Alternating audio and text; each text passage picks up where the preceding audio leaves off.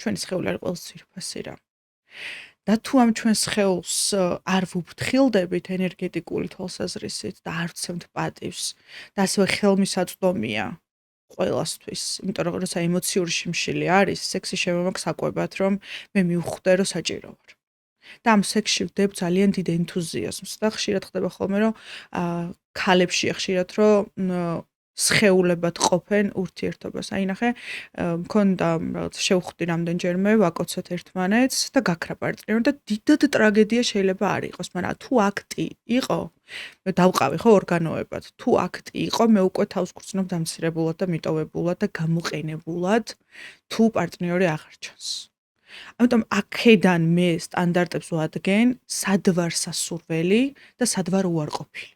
და თუ ჩემს სხეულს ვთვლი, რომ მე მივეცი მას, გადავეცი და მან გამოიყენა და უარყო პრობლემა ჩემშია.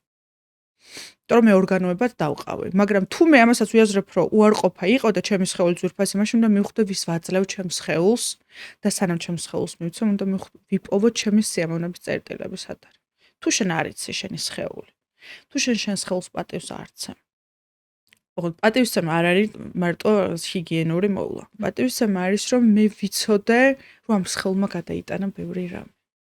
ამ სხეულს ეშინო და ტირო და ჩვენ შეიძლება დავამუშაოთ ტრავმა, ესე საუბრით, მაგრამ სხეულზე დამუშავება ძალიან რთულია.